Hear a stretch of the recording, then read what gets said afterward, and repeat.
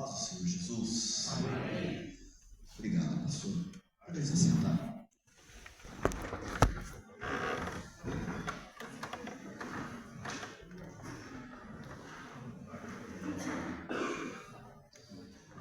Antes de iniciarmos a nossa sessão, eu quero aqui transmitir, pastor, uma saudação do nosso pastor Leonardo. Falei com ele hoje pela manhã, que hoje eu estava na programação de pregar lá no Parque Sevilha, né?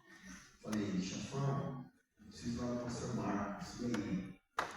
Falou, vai lá, manda paz para ele, eu prego no seu lugar. Então, estamos bem alinhados, falou, pediu que eu transmitisse essa paz, porque muito carinho de vocês também, que de iniciar, seremos transmitir essa paz do nosso pastor.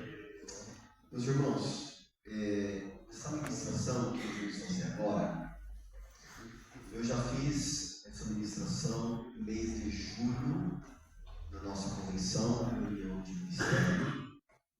Depois, nós fizemos a mesma ministração na cidade de Belo Horizonte, na igreja do pastor João Seu, em Minaslândia, no culto pela manhã, à noite. E na semana retrasada, nós também fizemos em Juazeiro, na Bahia.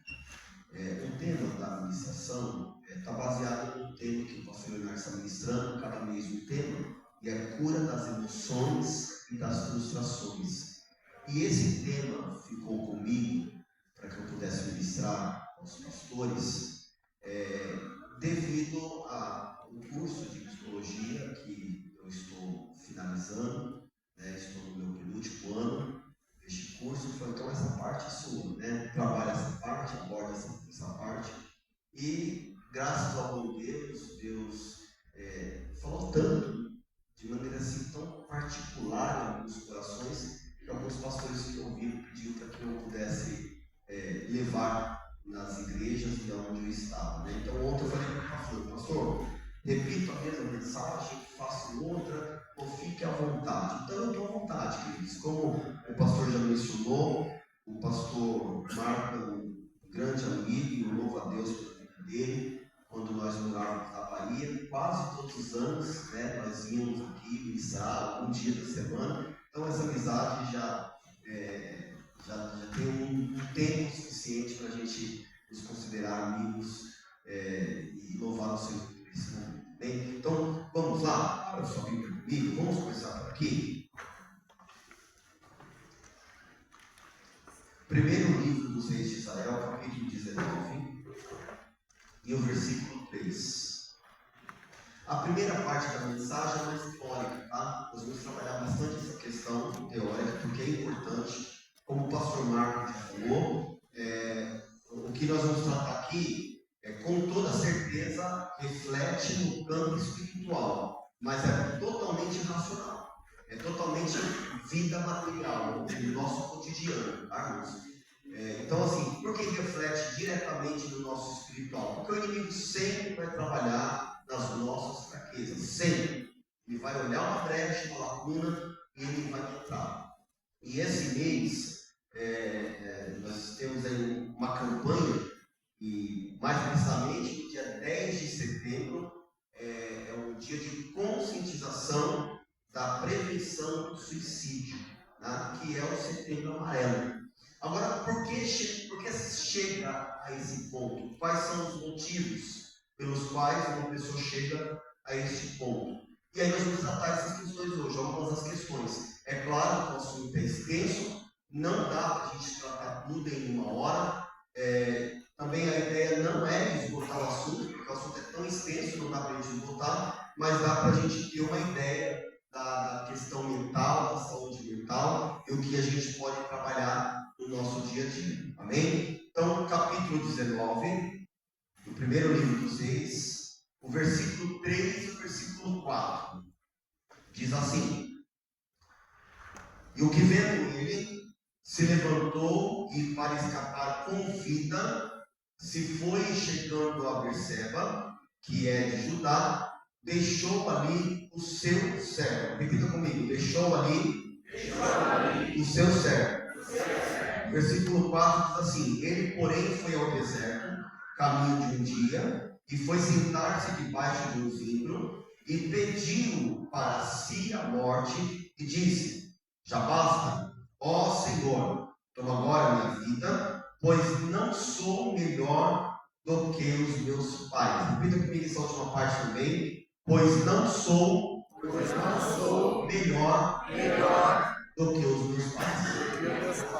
Guarda essas duas partes. Nós vamos deixar para o final essas duas partes, mas se você já quiser grifar aí na sua Bíblia, marcar, porque é muito importante principalmente essa última parte aqui, quando ele diz: não sou melhor do que os meus pais. Muito bem. Todo ser humano, ele é dotado de emoções. E por que emoções? Porque existem alguns tipos de emoções. Eu vou citar 6 para que você possa ir anotando, e se depois o pastor quiser, pastor, eu posso mandar o esboço para o senhor, vou mandar para a igreja, tá bom? Não tem nenhum segredo aqui, tá? Então, qual é a primeira emoção que todo ser humano tem? Alegria. Todo ser humano tem. O que é alegria? Alegria é algo ligado à satisfação ou gratidão. Tem pessoas que se sentem alegres por comer, por exemplo. Estou feliz porque estou comendo. Tem pessoas que se sentem alegres porque estão dormindo. Tem pessoas que se sentem alegres porque estão trabalhando. Tem pessoas que se sentem alegres porque não estão trabalhando. Ou seja, todo mundo, todo ser humano é dotado desse tipo de emoção que é a alegria. Agora observe que a alegria está relacionada à satisfação. Por que muitas pessoas não se sentem alegres? Porque não estão satisfeitos com nada. Às vezes eu me sinto alegre no casamento, porque não estou satisfeito no casamento. Às vezes eu me sinto alegre na igreja, porque não estou satisfeito na igreja. Às vezes eu me sinto alegre no namoro, porque não estou satisfeito no namoro. Então, antes de você responder se você é uma pessoa alegre ou não, linke essa palavra alegria com satisfação. Tá? A alegria está relacionada à satisfação. Não existe uma pessoa que está 100% alegre, ok? Mas existem pessoas que têm motivos para estar alegre. Eu não vou estar alegre a minha vida toda ou todos os momentos da minha vida, mas eu preciso ter motivos de satisfação para que eu possa sentir alegria. Um outro fator relacionado à alegria: gratidão. Repita comigo: gratidão. Gratidão, queridos, é o espelho da alma. Porque existem pessoas que não são gratas a nada, porque a sua alma não reflete gratidão. A gratidão é o espelho da alma. Todas as vezes que eu sou grato a alguém, o que eu estou esboçando para essa pessoa a qual eu estou sendo grato não é algo superficial, é algo que está internalizado em mim, e eu consigo reconhecer que essa gratidão está relacionada a um fato, a um momento, a uma circunstância que me trouxe até aqui, e por conta dessa situação, eu estou consciente que eu preciso ser grato. Aleluia. Amém? Você é grato? Amém. Tem pessoas que não conseguem ser gratas nem a Deus. Mas é isso aí mesmo. É exatamente isso. A gratidão está relacionada à alma. Repita comigo: gratidão está relacionada à alma. Vamos seguir, senão a gente vai ficar aqui só na alegria. Só na alegria que ficaria a noite toda. Tristeza. O que é um sentimento, o que é esse tipo de emoção que nós chamamos de tristeza? Ela pode vir relacionada a perdas. Perdas. Agora, a palavra perdas, no campo da psicologia, não é só perder, também está relacionado a luto. Às vezes o luto me faz entrar no campo de perdas. Deixa eu linkar essas duas palavras para você entender. O luto na psicologia não é só morte, é também perda. Às vezes a pessoa perdeu o emprego, perdeu o namoro, a namorada, ou namorado, que tive depressão. Porque está relacionado a luto. O luto é tudo aquilo que sai de mim. O luto é tudo aquilo que eu sepulto. Porém, existe um luto normal e um luto patológico.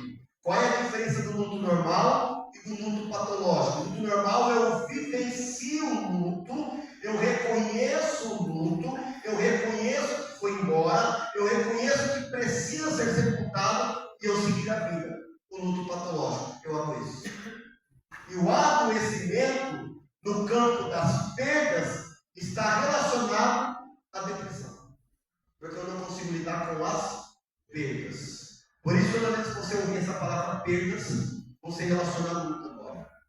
Luto, perda. Aí quando você linkar luto com perda, você faz essa pergunta: esse luto é normal ou é um luto doentio? É um luto que eu venci ou é um luto que eu não venci? Por que as pessoas não estão conseguindo lidar com os problemas? Porque as pessoas estão perdendo e não estão conseguindo internalizar as suas perdas. Eu não aceito perder essa namorada. Aí entra no campo do feminicídio. Eu mato ela. Aí você fala: meu Deus, por que a pessoa matou a pessoa que tanto ama? É falta de amor? Não. É porque a pessoa não soube lidar com a perda. Então a tristeza é um sentimento que precisa ser trabalhado, ou trabalhado, melhor dizendo, na minha vida. A tristeza é um sentimento, um tipo de emoção que eu preciso aprender a lidar. Repita comigo: a tristeza é um tipo de emoção que eu preciso lidar. Aleluia. Eu preciso. Você acha que todas as vezes Jesus estava feliz? O que Jesus falou na cruz? Se possível, indo para a cruz. Se possível, passa de mim esse caso. Ele estava feliz? Não. Quando ele foi traído por Jesus, ele estava feliz? Não. Então, se a gente entender essa questão, tudo está relacionado e está provado na Bíblia. O problema é que a gente não consegue lidar com isso. Então, a tristeza está relacionada a perdas. Mas tem um outro detalhe também. E aí entra no campo familiar. E você vai ver que tudo que nós vamos falar aqui vai chegar no campo familiar. Quer tratar um problema na sua vida? Trate o campo familiar. Os maiores problemas que nós temos hoje no mundo estão relacionados à família. As famílias estão doentes, porque as famílias não tratam problemas, não sabem tratar algumas situações. Um outro campo que talvez te afete um pouco, mas é muito necessário você entender: a rejeição. Tem pessoas que não sabem lidar com rejeição. E às vezes a rejeição veio desde a infância. E eu não soube lidar com isso. E eu fui crescendo e eu não soube lidar com isso. E daqui a pouco eu casei. Eu casei e eu não aprendi a lidar com rejeição. E agora eu vou de extremo a extremo. Ou eu dou muito amor e estrago a minha geração, ou então eu não consigo transmitir amor a essa geração por conta da rejeição. Exemplo: um filho que não foi amado por mim, uma filha que não foi amada por mim. Eu me lembro de uma certa ocasião, eu não pastorei, que eu fiz um casamento de uma pessoa, e essa pessoa teve 2 filhos, tem 2 filhos, melhor dizendo. E essa pessoa não conseguia ser feliz. Porque uma certa ocasião a mãe disse a ela: você não vai ser feliz. Essa mãe passou por uma traição, teve uma separação, sofreu um divórcio, não superou a rejeição e transferiu essa rejeição agora para os seus filhos. Entende como é séria essa questão? Eu não consigo lidar e agora eu consigo transferir. Diga comigo assim: pessoas saradas. Sara pessoas. Pessoas doentes. Adoece pessoas. Exatamente isso. Quando a gente está doente, a gente começa a falar coisas que a gente não deve falar no culto, por exemplo. Eu estou falando aqui com lideranças. Eu coisas que eu acho. Eu começo a transmitir aquilo que está dentro de mim. Eu não posso ministrar com raiva. Eu não posso ministrar irado. Eu não posso ministrar se eu me sentir rejeitado. Eu tenho que ministrar quando eu estou curado. Amém? Nós somos instrumentos de Deus para curar pessoas. Outro tipo de emoção. Medo. O medo é natural. Tudo isso que eu estou falando para vocês aqui agora, nesse início dessa ministração, é natural. Não tem nada de errado, não tem nada de pecado, e todos os tipos de sentimentos ou emoções que você quiser linkar aqui, todos nós sentimos. Medo. O medo, ele é uma proteção natural. Como assim, pastor? Natural. Tem gente que tem medo de barato. É uma proteção. Tem gente que tem medo de rato. É uma proteção. Porém, esse medo é meu. Não é do outro. Tudo que eu falar aqui está relacionado a mim e não a você. O fato de eu ter medo de alguma coisa não significa que o outro também vai sentir medo. É sobre mim, não é sobre o outro. Alguém que passou por um problema devastador na família começa a falar: nunca mais eu vou casar. E aí alguém vai casar, pede a opinião: o que você acha de eu casar? Aí você fala: misericórdia, não casa não, casa é a pior coisa na vida. Esse medo é dela, esse medo é dele. Esse medo não está relacionado ao mundo, está relacionado a todos. Existem muitos casamentos e muitas pessoas felizes com o casamento, sim ou não? Então o medo é meu, e é um sentimento natural. Quer ver um outro tipo de sentimento? Raiva. Todo mundo tem esse tipo de sentimento. Ah, pastor, eu não, eu sou crente. Aí já está um problema. Porque você nega. Quando a gente começa a negar uma coisa, é um outro problema. Quando eu começo a negar alguma situação na minha vida, já é um problema. Vamos ser sinceros aqui? Eu disse que aqui não é uma mensagem espiritual. Espiritual é só para o final, tá? Agora é racional, tá? Uma linguagem científica, natural. Vai me dizer que você nunca teve vontade de enforcar alguém. Vou perguntar de novo. Vai dizer que você nunca teve vontade de enforcar alguém. Não estou dizendo que você enforcou. Não estou dizendo que você deve. Não estou dizendo que você fazer. Eu estou dizendo que você sentiu vontade. Sim ou não? Sim. Natural. Tem coisa que a gente só vai vencer na oração mesmo. Tem coisa que a gente só vai vencer orando, buscando a Deus direção. Amém? Então, quer ver um outro tipo de sentimento? Surpresa. A surpresa, ela pode ser inesperada. E de fato é inesperada. Porém, ela pode ser positiva ou negativa. Nem todas as vezes você vai ter surpresas boas. Nem todas as vezes. Às vezes você vai ter surpresas negativas. É um tipo de sentimento. Sou surpreendida. Por isso que quando a gente fala sobre a volta do Senhor Jesus, tem que ser uma surpresa. Uma surpresa boa. Entende? Isso aqui. Mas ao mesmo tempo que a gente fala de emoções, a gente precisa também falar de frustrações. Quais são os tipos de frustrações que afetam o mundo? As frustrações relacionais. Eu espero algo de alguém e esse alguém não conseguiu contribuir com aquela minha expectativa e eu me sinto frustrado. Você já se sentiu frustrado com alguém? Alguém já te frustrou? Alguém já te frustrou? Alguém já te decepcionou? Isso é um tipo de frustração. Porém, todavia, entretanto, guarde isso. É sobre vocês. Não significa que ninguém presta. Significa que aquela situação não deu certo. Aquele momento da vida não deu certo. A vida tem que continuar. E por isso nós estamos falando desse setembro amarelo. São pessoas que não sabem lidar com isso aqui, ó. Tá? Ah, eu não tenho amigos. Ninguém serve para ser meu amigo. Como assim? Você pode se tornar seletivo. Eu tenho a nossa casa, nós temos poucos amigos. Nós temos poucas pessoas com as quais a gente se relaciona com mais frequência, por vários motivos. Um dos motivos até tem, tá? Mas poucas pessoas. Mas não significa que ninguém presta para ser o meu amigo. Amém? É isso aqui. Um outro tipo de frustração. Quando eu me frustro pessoalmente, o meu pessoal, o meu. Eu sonhei em ser um médico.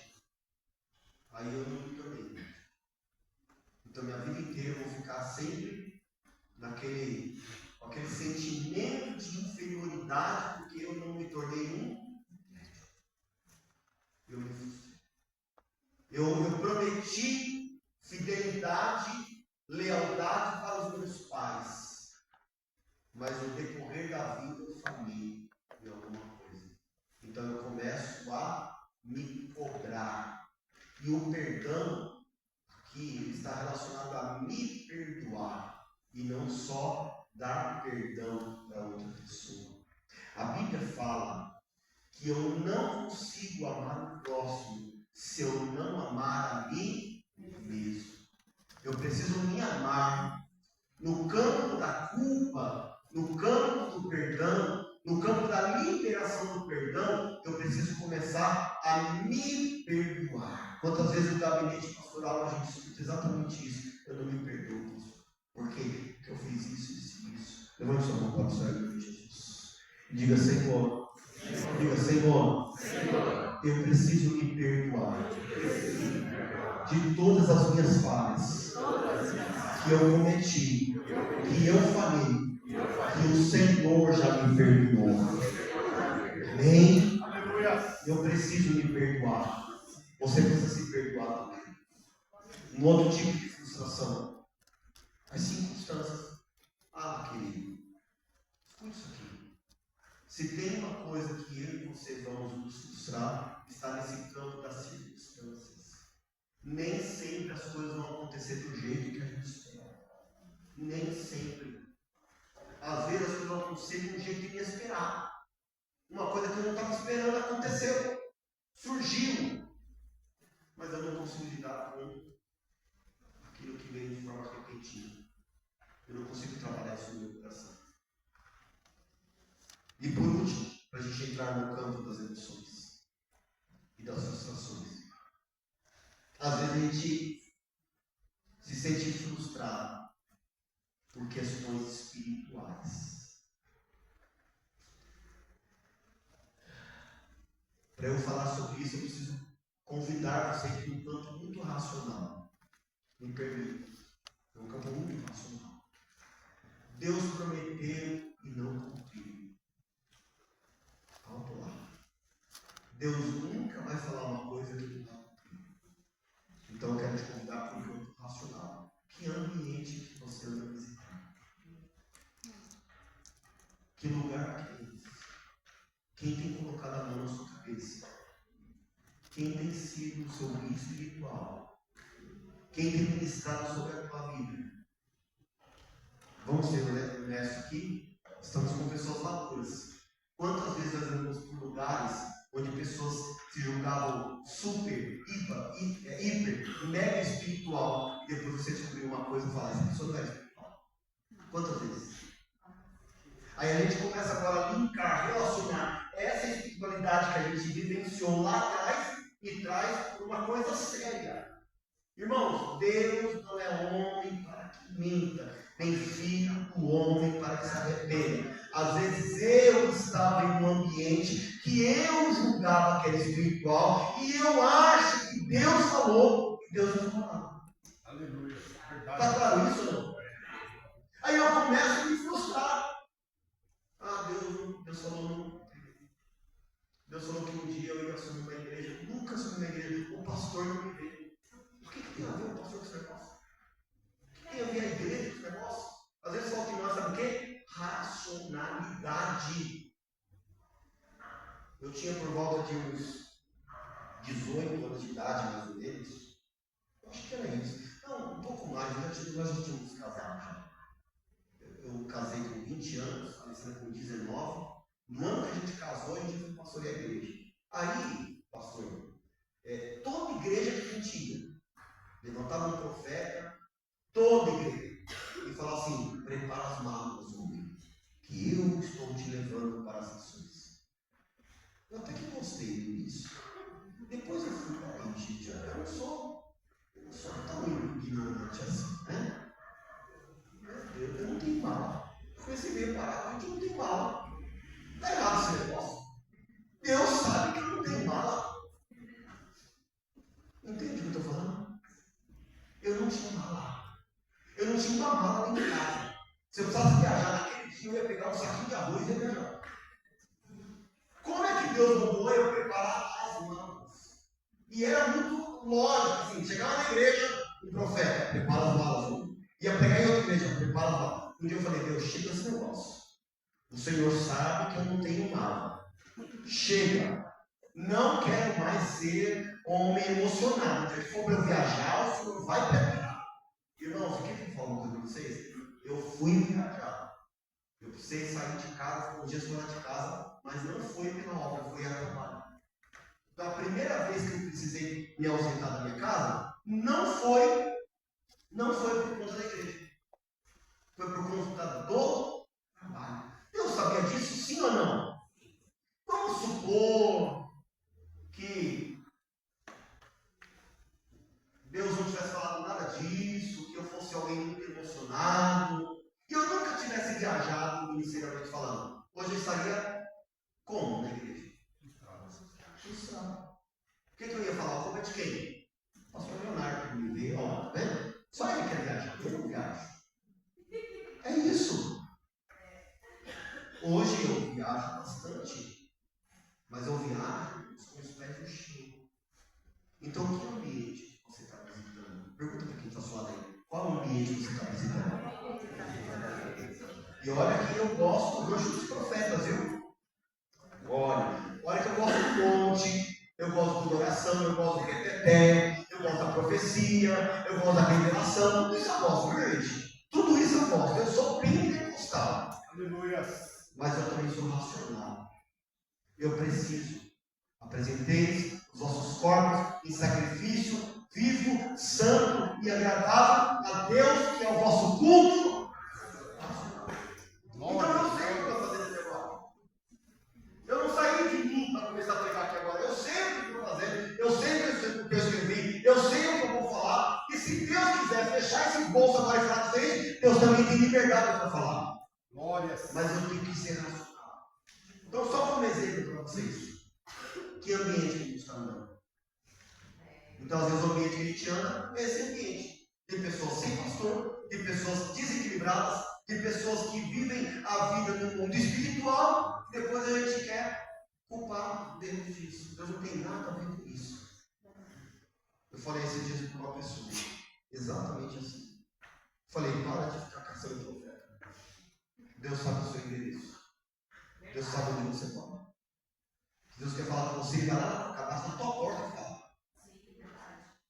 Quando nós nos mudamos para São Paulo, nós moramos em apartamento, e eu estava fazendo live, porque de quinta-feira mesmo era live. E aí eu comecei a fazer live, mas Deus me tomou de uma maneira tão cheia de graça fazendo live, que eu não sabia de fato o que estava acontecendo, mas Deus me tomou naquela live de uma maneira muito especial. Muito bem. No outro dia, eu estava andando de madrugada no condomínio, de madrugada, e aí desceu um rapaz do andar de cima e falou assim: isso é pastor? Tinha acabado de mudar. Falei: meu Deus, já me acharam. Sou pastor. Por que você está perguntando? Ele falou: porque ontem você estava pregando, não sei para quem, mas eu sentei na escada, como eu chorei, como Deus falou comigo naquela noite, que foi a noite anterior. Você precisa falar com a minha esposa. Você precisa pregar para ela. Irmãos, Deus sabe aonde te encontrar. Amém? Então vamos parar com essas emoções. Isso às vezes frustra o homem espiritual. Agora, se você está num ambiente espiritual e Deus quer falar, Deus vai te procurar. Deus vai falar com você. Tem profetas aqui? Sim ou não? Tem profeta aqui ou não? Então Então Deus também vai levantar profeta aqui e vai falar com você. Amém? Está claro que eu sou pentecostal, sim ou não? Amém. Muito bem. Dentro deste campo das frustrações, das emoções, eu separei aqui, escolhi, melhor dizendo, dois teóricos, duas autoridades na área, que falam muito bem sobre essa questão da emoção e da frustração. Você já entendeu o que é emoção e você já entendeu o que é frustração. Agora nós vamos falar deste campo agora sendo afetado, tá bom? Esse campo está sendo afetado. Então, dois teóricos. O primeiro, Dr. Paul Coach. Esse doutor, ele é um psiquiatra e ele fala o seguinte: trauma é tudo o que causa dor emocional ou física que deixa marca. Olha o detalhe. E na medida que a vida avança, se aprofunda. Olha o que o doutor fala. Que trauma é tudo aquilo que causa dor, tanto emocional quanto física. Uma outra autoridade na área. Essa, com certeza, você já deve ter ouvido falar. Dr. Sigmund Freud. O famoso Freud, aquela famosa frase dele, bem Freud explica. Muito bem. Quem foi Freud? Freud, ele era médico e ele desenvolveu a teoria da psicanálise. Ele começou a trabalhar com mulheres que estavam com crises de histerias. Tá? E essas mulheres, elas passavam por toda a bateria de exame do seu tempo e não havia um resultado, não havia um diagnóstico. E ele um dia tratou um caso, e foi o primeiro caso dele, que ele não tratou fazendo exame. Como foi que ele tratou? Um amigo dele falou: olha, Freud, atende a minha mulher, atende aqui, eu não sei mais o que fazer. E ele foi lá e foi atender, e colocou ela deitada no divã, aquelas imagens que você já deve ter visto, deitou no divã e falou para ela: fale o que você está sentindo. E ela começou a falar. Ela falou, aí desenvolve uma outra teoria chamada de livre associação. O que é essa teoria? É a pessoa que fala sem pauta, sem tópicos. Ela começa a falar. 3 horas depois ela fala. Não tem diagnóstico nenhum, não tem nada. Ela só quer falar. O que Freud entendeu? Freud entendeu o seguinte: espera um pouquinho. Então tem como alguém ser curado só de falar. Aí ele desenvolve a teoria, a abordagem da psicologia, que se chama psicanálise. E a psicanálise trata exatamente isso. Como que foi a sua infância? Aí a pessoa começa a falar como foi sua infância. Como ela sente dores no corpo, tá? São dores psicossomáticas. E não tem razão, não tem sentido, não tem patologia. Mas a pessoa começa a falar: olha, eu guardei isso, eu guardei aquilo outro, eu fui espancada, eu fui violentada, eu sofri pressões psicológicas. Não. Só o fato de ela falar, ela já está sendo curada. Aí Freud fala que o trauma é isso aqui. O trauma é, de forma resumida, algo que se quebrou, algo que rompeu. E aí ele usa a linguagem da medicina. É uma fratura. Imagina você quebrar uma perna com 10 anos. E você agora tem 40 anos, 50. E você nunca foi ao médico. E essa perna está quebrada. O que vai acontecer com essa perna? Se é que ela existe. Vai perder essa perna. Hã? Isso se chama dores emocionais. Isso se chama traumas. Por que as pessoas chegam ao suicídio? Por conta das suas pernas emocionais quebradas e nunca foi para ninguém. Nunca tratou. Nunca dialogou com ninguém. Aquelas dores emocionais, elas vão ficando cada vez mais intensas. Olha o que o povo fala: à medida que a vida avança. A pessoa fala: eu dou conta, eu vou conseguir. Uma hora vai dar certo. Passa 10 anos, a pessoa não consegue resolver o problema. Passa 20, a pessoa não consegue resolver. Por quê? Conforme Freud falou, foi quebrado algo e não foi consertado, não foi Diga comigo assim: problema é para ser tratado. Às vezes a gente tem a ideia de que o problema vai se resolver com o tempo. Posso te garantir uma coisa? Não vai. O problema tem que ser tratado. Tem que sentar. Tem que conversar. Se a pessoa a qual foi o causador do problema não quer resolver, você precisa procurar um profissional. Eu também sou da época que depressão era um demônio. Já orei por possessões malignas, chamada depressão. Já impus as mãos e falei: eu repreendo esse demônio da depressão. E hoje eu falo: meu Deus, como eu fui ignorante. O inimigo sempre vai trabalhar na minha e na sua fraqueza. Mas a depressão não é um demônio. As ansiedades, as frustrações não são do demônio. São problemas emocionais, psicossomáticos que não foram tratados. E ao avanço da vida, ela foi se aprofundando até o ponto de eu não saber lidar com isso. É isso. Para Freud,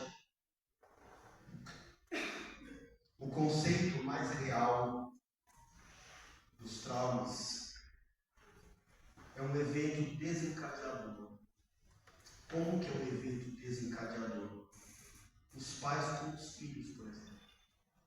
É um evento desencadeador. Eu já mencionei, então aqui a gente vai ganhar tempo. Não recebi amor, não dou amor. Ninguém nunca pediu perdão para mim, também não vou pedir. Eu nunca tratei um problema de cara, então está tudo bem, está tudo resolvido. E esse problema vai se desencadeando, filhos, netos e assim por diante. Traumas financeiros, traumas familiares, agressões. Guarde isso, por favor, principalmente os homens que estão aqui, com todo respeito. Existem agressões muito mais profundas do que um tapa. São as agressões psicológicas. Você não presta, você não sabe fazer nada, essa comida não presta, nada, nada. E são agressões psicológicas. Sabe o que acontece com esse corpo feminino? Vai ficando rígido. Aqui só tem adultos. Isso afeta o casal na área sexual. A mulher não consegue ser a esposa que ele espera, porque ela está ferida, ela está magoada, ela se sente um produto usado, ela está sendo usada apenas. E isso vai afetando a vida da família. Os filhos não estão vendo carinho, afetividade. Então esse trauma aqui é um trauma que vai avançando, vai aprofundando. Um outro conceito de Freud: esse trauma pode ser um evento real ou um evento fantasioso. Por exemplo, aconteceu de fato, é real, eu provo, de fato aconteceu, mas pode ser um evento fantasioso. Por exemplo, eu chego na igreja e acho que ninguém gosta de mim. Eu começo a trabalhar numa empresa e eu acho que ninguém me suporta. Eu começo a criar coisas na minha cabeça. É fantasioso. Eu acho que o que eu faço não é tão bom assim. Eu não consigo permanecer em lugar nenhum. Eu não consigo permanecer, ter um tempo duradouro a ponto de criar raízes em nenhum lugar. Por quê? Porque eu nunca construí raiz. E o fato de eu não ter construído ou criado raízes familiares, esse efeito é desencadeador. Se Deus não entrar para curar, essa pessoa não consegue ter sucesso profissional, não consegue ter um sucesso familiar, não consegue ter um sucesso de relacionamento, não consegue. Por quê? Porque não tem raiz. Não consegue dar isso. Como ele dá um exemplo? Se você quiser quiser anotar esse livro, Trauma, a Epidemia Invisível. Paul, ele dá um exemplo desses traumas e relaciona os traumas com a pandemia, a Covid-19. E ele começa a dar exemplos do que aconteceu na Covid-19 e o que acontece na vida relacionada aos traumas. O que ele fala? Ele fala que o trauma, ele é relacionado à epidemia ou à pandemia, como nós vivenciamos isso na prática, exatamente com o uso das máscaras. Na Grécia Antiga se usava máscara para fazer teatro. Na Grécia Antiga, as máscaras se deram por conta disso. Eu quero ser alguém feliz, colocava uma máscara feliz. Eu quero ser alguém triste, colocava as máscaras. Assim a gente age quando nós estamos feridos. Eu entro na igreja, estou feliz. Aí tem um gatilho. Esse gatilho se chama a porta do carro. A porta do carro bateu, cara triste. Entrei dentro de casa, tristeza. Saí para trabalhar, feliz. Isso te lembra alguma coisa? As máscaras. Quer ver uma outra? Que Paul fala? O distanciamento social relacionado à pandemia. Quando eu estou ferido, eu não quero estar no meio de pessoas. Festa da família. A tia Toquinha vai completar 80 anos. Eu não suporto as primas. Eu não suporto as filhas da tia Toquinha. Eu não vou. Aí chega o marido lá, sem a esposa. O que ele tem que fazer agora? O que ele tem que fazer? Mentir. Ah, pastor, na igreja ninguém mente.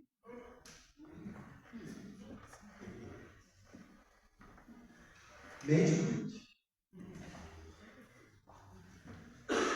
Eu começo a usar o distanciamento social. Eu não vou, eu dou desculpa, eu arrumo confusão para eu ir, eu minto. E tudo isso eu estou falando da igreja, tá? É da igreja isso. Não é alguém lá fora que não quer Jesus, é da igreja. Não fala com A, não fala com B. Ó, o que o povo fala? Que a frustração, esses traumas que foram quebrados, não foram consertados, existe um distanciamento social. E eu te pergunto, Deus opera no distanciamento social? O que falta então para consertar isso? Qual que é esse conserto aqui? Eu disse que o problema é para ser tratado. Paul, ele dá um outro exemplo. Ele fala do exemplo de um vidro quebrado. O copo se quebrou. E eu pego esse copo e eu não jogo fora. É algo que ficou na minha mão. Quebrou, traumatizou, feriu as minhas emoções, mas é meu, ninguém tem nada a ver com isso. Eu começo a apertar esse copo, quebrar esses cacos de vidro, eu começo a apertar durante 30 anos. E eu acho que ninguém está vendo, mas as minhas mãos estão machucadas. Eu estou me machucando, estou me ferindo. Eu não estou sabendo lidar com isso. Então ele fala das máscaras, ele fala do vidro quebrado, ele fala do distanciamento social e ele fala também das conversas breves. Eu achei interessante isso aqui, eu anotei. Quando a pessoa está feliz, o sentimento de satisfação, ela fala. Quando a pessoa está ferida, ela não fala. Está tudo bem contigo? Tudo. Você vai tal dia tal lugar? Não. Evita a fala. E talvez isso que eu estou falando agora para vocês, e fala, pastor, isso eu me identifiquei. Quando você vai no consultório de psicologia, de psicólogo, do médico, você passa por uma triagem. Essa triagem que você passa, você preenche uma ficha. Alguém da área da saúde aqui vai compreender muito bem como falar isso, é uma ficha de anamnese. A ficha de anamnese é mais ou menos assim: seu nome,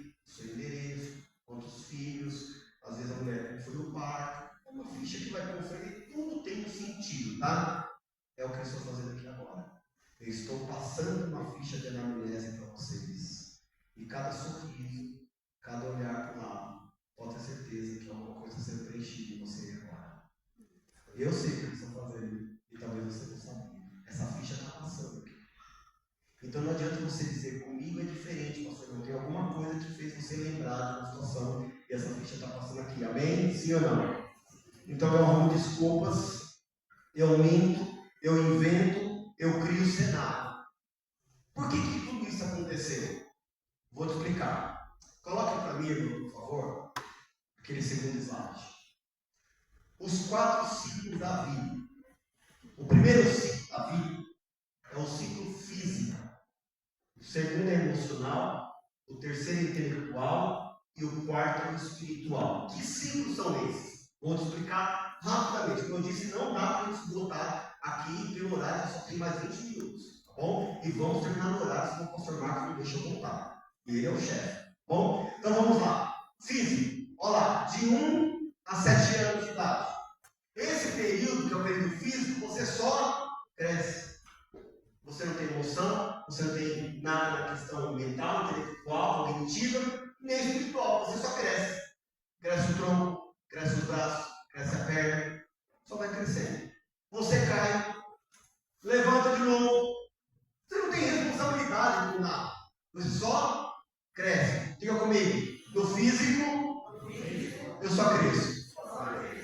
Sai do ciclo físico, que é a partir dos seus 8, 9 anos de idade, é a mesma base, tá? Você entra no ciclo emocional. Você concorda com o ciclo físico, sim ou não? Sim ou não? Vamos ver se você concorda com o ciclo emocional. O ciclo emocional, o nome já diz, você está emocionado. Você já está na escola, tá? Você já começou a se relacionar com pessoas. E é natural nessa idade você começar a olhar, a ser olhado. E essa fase é um problema. Por que essa fase é um problema? Porque essa fase, as meninas voltam para casa e voltam para casa assim. O Pedro olhou para mim. Eu acho que o Pedro me ama. Ela não dorme. No outro dia, está na fila de novo, quem olha para ela? Samuel. Esqueceu o Pedro. Quem é Pedro na fila do bom? Agora é o Samuel. Deus está falando que o jeito que pastor. No outro dia, o Samuel, meu Deus, o Samuel não ficou contente. Samuel chegou com um bafo e ela percebeu. Mas apareceu quem? O João. E no outro dia, ela não dorme mais. Aí ela dá um sinal em casa. Os pais sabem. Se não sabem, vão saber agora. Ela começa a quebrar prato. Vai lavar a louça, quebrou o prato. Quebrou o copo. Ela vai varrer a casa, vai ajudar a mãe a fazer as coisas. Ela vai tudo pela metade, porque a cabeça dela está no emocional. E os meninos? Os meninos também. Vocês acham que ele deixa vocês de fora? Um dia é a tal da, sei lá quem, Alessandra. Alessandra apareceu lá, estou apaixonado pela Alessandra. Meu Deus, a Alessandra me ama. No outro dia não é mais a Alessandra. No outro dia vai aparecer qualquer outra lá. Sei lá, qualquer outra. A Miriam, a Joana, qualquer pessoa. Esse ciclo aqui, a pessoa não se apega. Ela está emocionalmente envolvida. E aí o homem também começa a dar problemas na escola. Nota. Pai, mamãe, tem nota baixa? Vai ver o emocional do seu filho. Algum problema tem. É nota baixa, é problema. Alguém está roubando a atenção. O Vitor é nada bom. Vocês não conhecem o Vitor? Uma vez a diretora me chamou e falou assim: pastor, você precisa ver que resolveu um assunto do Vitor. O Vitor está virando na cadeira do lado assim, ó, só para ficar conversando com a Amanda. Falei, meu Deus, Vitor, por que você não olha para frente, Vitor? Estuda, Vitor. Falei assim, pai, porque eu vou para a escola só por causa da Amanda. Ali é o fofá. Vamos com ele. Sai desse período no período intelectual. Esse período aqui de 15 a 22 anos, eu vou estudar, eu vou me formar, eu vou trabalhar, eu vou conhecer pessoas, mas de maneira diferente, com o meu racional. O meu cognitivo está ativo. Saio do meu intelectual e vou para o meu espiritual. Tudo isso está claro para vocês, sim ou não? Mas é um ciclo. E esse ciclo ele volta de novo. E quando eu estou nos meus 29 anos de idade, até 35, eu volto a cuidar do meu físico. Eu olho no espelho e eu falo, essa barriga não existia, eu vou para a academia. Preciso cuidar mais do outro. Quando eu saio dos meus 35 aos 36 anos, aos 41 anos de idade, eu lembro de uma coisa. Eu não fiz uma faculdade. Vou voltar para a escola, vou estudar. Olha o ciclo do outro. Estou tendo rápido e abordar vários assuntos aqui. Quando eu vou aqui para os meus 42 aos 48 anos de idade, eu quero agora escrever um livro. Por que eu não escrevi um livro? Vou fazer teologia. Quero pregar, ajudar o pastor. Olha que eu escrevo um livro. E quando eu estou no meu período lá de 49, 55 anos de idade, eu volto de novo a ativar isso na minha vida. Esse período volta de novo. Ele vai para o físico de novo, vai para o emocional de novo, vai para o intelectual de novo. E para provar que esse ciclo é verdadeiro, quando eu tenho 70 a 76 anos de idade aqui, eu não quero mais que o pai mate meus filhos. Porque agora eu tenho netos. E se o filho não podia sentar no sofá e colocar o pé no sofá, agora o neto come, derrama leite no sofá. O pai quer quebrar ele e o avô fala, não, meu filho, não faz isso. Não é assim? Acertei ou não?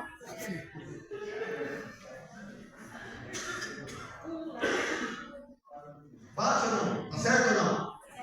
O problema é que quando esse ciclo na minha vida não é bem estruturado, eu começo agora a me frustrar em cada fase da minha vida.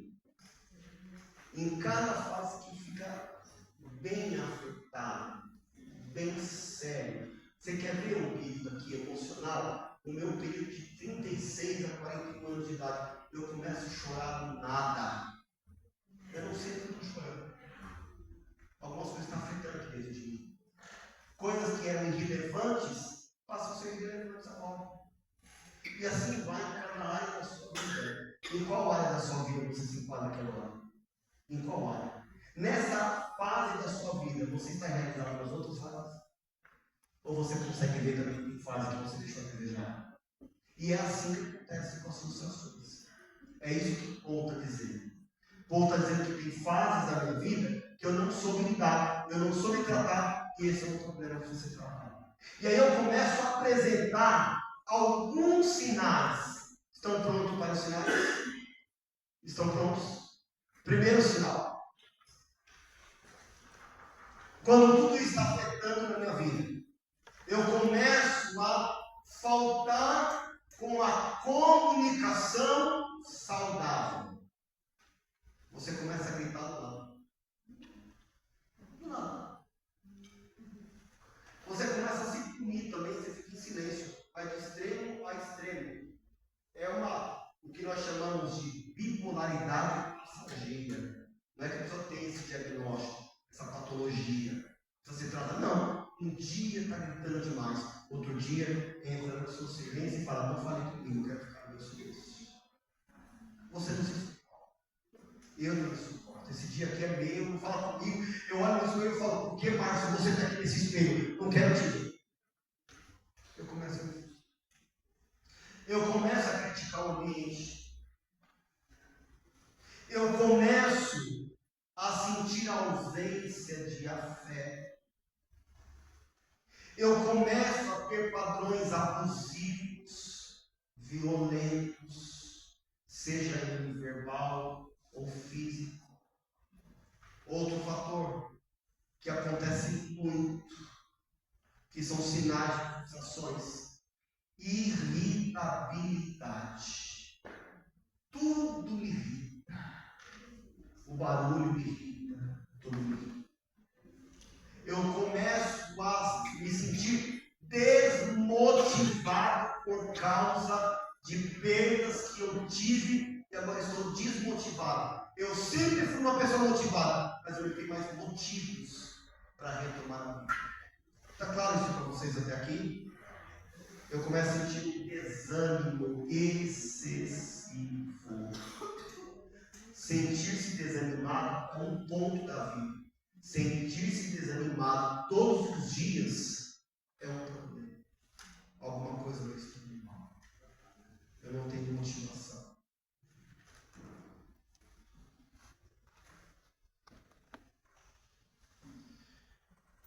Preocupação é normal, sim ou não?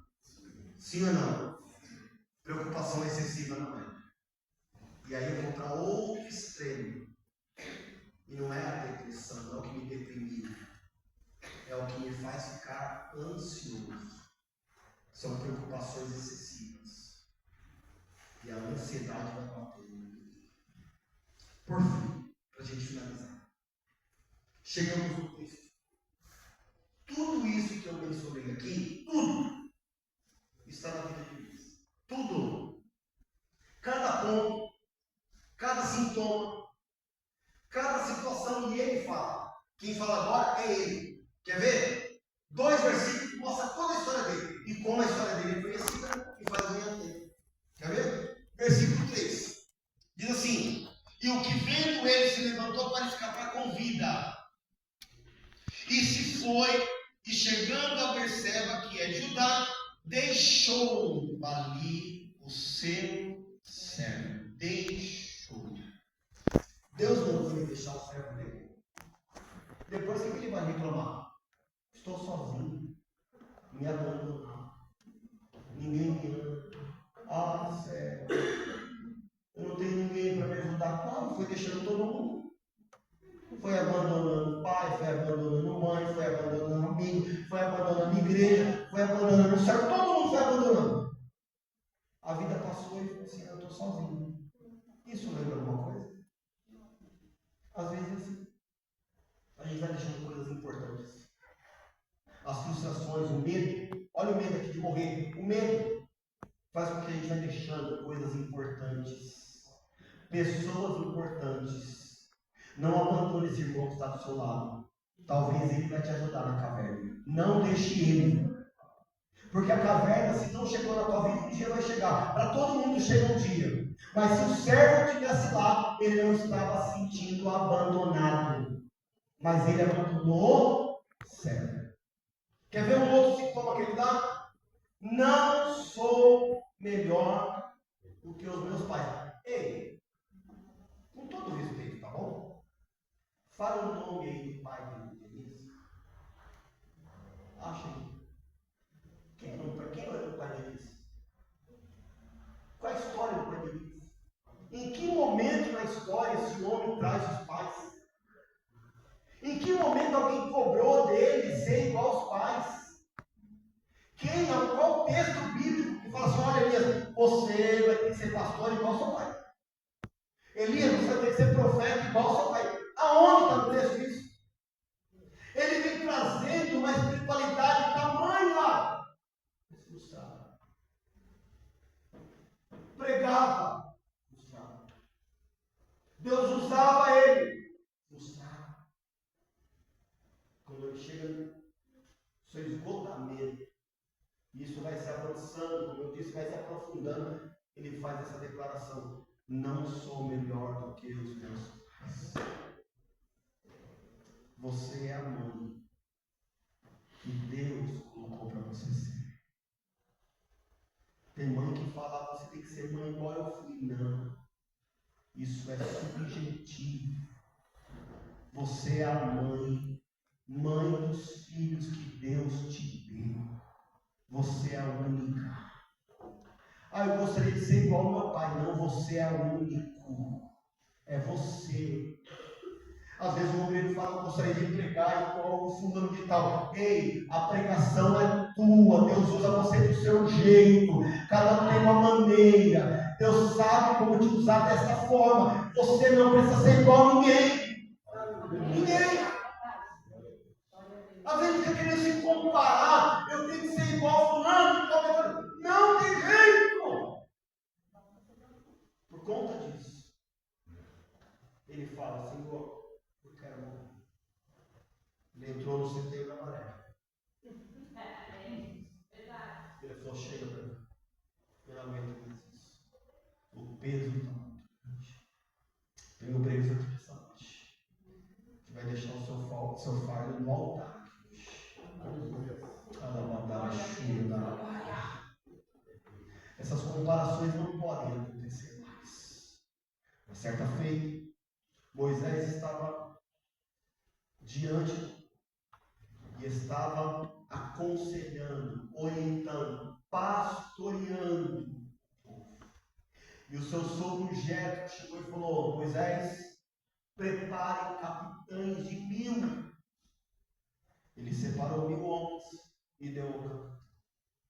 Aí Jetro falou, agora prepare capitães de 500. Ele preparou 500 homens e colocou o capitão de 500 homens. E assim foi, de 200, de 100 e capitães de 10. Quem olha um homem, uma igreja de 10 pessoas, fala, está falido. Deus não está nessa igreja. Quem olha uma igreja de 1000 pessoas, fala, esse homem é cheio de Deus. Sabe o que Deus falou para Moisés? Através do seu sogro Jetro? Eu vou cuidar do meu povo. Eu preciso que você só levante o capitão, o resto é comigo. Você pode ser um capitão de 10 ou um capitão de 1000. A glória é a mesma, porque Deus confiou na tua mão, ou 10 ou 1000, não importa, é a mesma coisa. Mas você fica se comparando. Ah, meu ministério não é um ministério frutífero, porque a minha igreja não cresce. Às vezes você é capitão de 10. Glória. Eu estou pregando para capitão de 1000. Agora, quem garante que esse capitão de 1000 é maior do que o de 10? Ele está fazendo comparação. Diga comigo, Senhor. A partir de hoje, eu não faço mais comparações. Ele entra na caverna. Sabe quem vai lá na caverna e fala com ele? Deus. Aleluia. Deus vai lá na caverna. Mas escute, Deus não entrou dentro da caverna. Lá de fora, Deus chama Elias. O que faz aqui, Elias? Você está pensando que Deus vai entrar na caverna onde a gente está? Deus não falou para a gente entrar na caverna, mas Deus vai nos questionar. O que eu estou fazendo dentro da caverna? Quem mandou você se comparar? Quem mandou você ficar colocando as suas frustrações e o seu medo diante de mim? Quem mandou? Deus falou, sai daí. Diga para 2 ou 3 pessoas esta noite, sai da caverna hoje. Diga, sai da caverna hoje. Deus não vai entrar na caverna, mas Deus vai falar lá de fora. Em outras palavras, parafraseando o texto, Deus está falando para eles exatamente assim: eu não projetei para você caverna. E Deus manda me falar nessa noite: Deus não projetou para você caverna. Sai daí agora! Deus não projetou isso. Aleluia. Zumbi. Comparações que alguém fez um dia e guardou.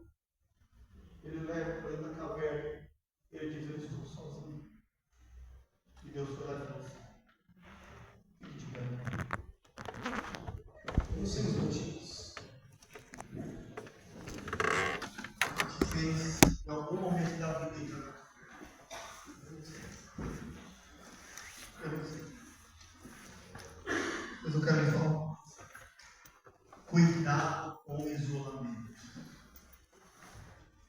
Deus não pode atuar no isolamento.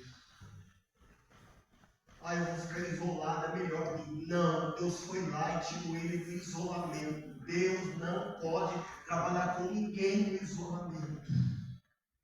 Sabe o que Deus está fazendo com ele? Tirando ele de lá. E às vezes, para algumas coisas serem transformadas, a gente precisa reconhecer. Ele não deu justificativa.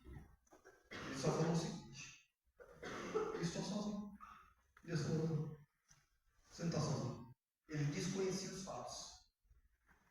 Ele reconhece os fatos, mas ele desconhece os fatos. E Deus fala para ele: tem mais 7 mil lá. Aleluia. Joelhos. Verdade, Deus. Aleluia.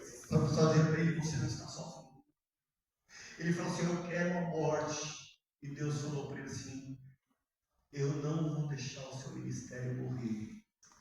Vai até Eliseu e levanta ele no teu lugar. O teu ministério não pode morrer com a sua morte, porque a minha morte, olha o que Paulo falou, porque para mim o viver é ganho, o morrer é lucro. Filipenses 1:21. O nosso final, a nossa morte não pode ser perda para o reino.